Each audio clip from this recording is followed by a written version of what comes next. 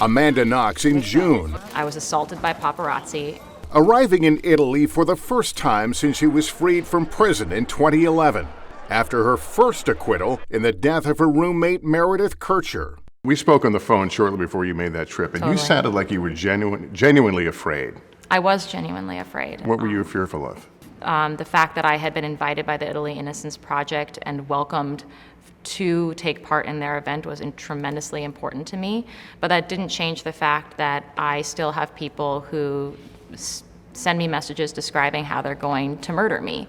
Era una storia falsa e infondata. But she told her story without incident. I break my own heart every time I access what happened to me.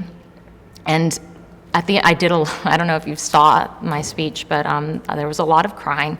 In 2015, Knox and her ex-boyfriend were exonerated by Italy's highest court, which cited a lack of evidence and investigators affected by media pressure.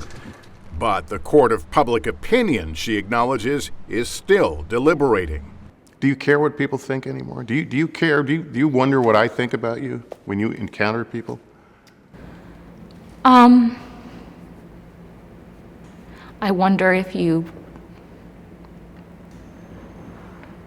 wonder if people would care about my experience beyond whether or not they think I'm guilty or innocent. I worry that when I meet people,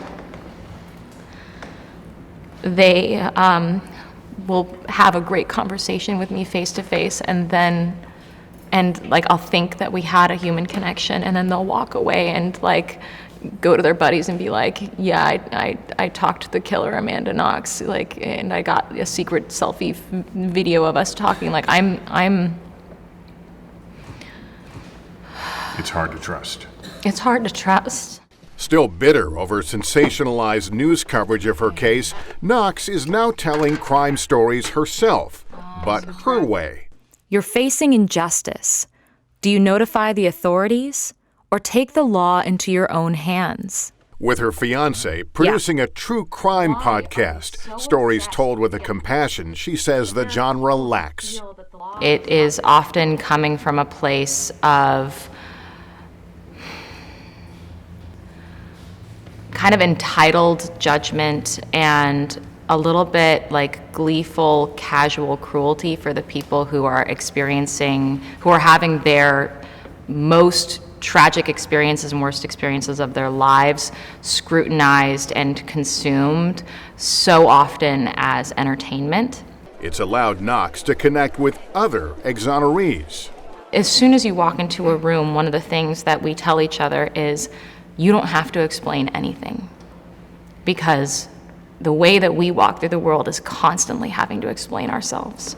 And to us, to each other, we do not have to explain each other to ourselves. We know. But now she's speaking, sometimes painfully, on her terms. And some days are really hard, and some moments are really hard. I got super emotional with you in the interview.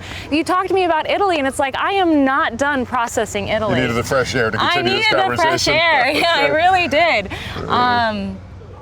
And looking at other stories of people who have been similarly flattened and dehumanized and put into a box has given me perspective on my own experience and has allowed me to share an openness with them that I don't think that they experienced in the greater world. Hey NBC News fans, thanks for checking out our YouTube channel. Subscribe by clicking on that button down here and click on any of the videos over here to watch the latest interviews, show highlights, and digital exclusives. Thanks for watching.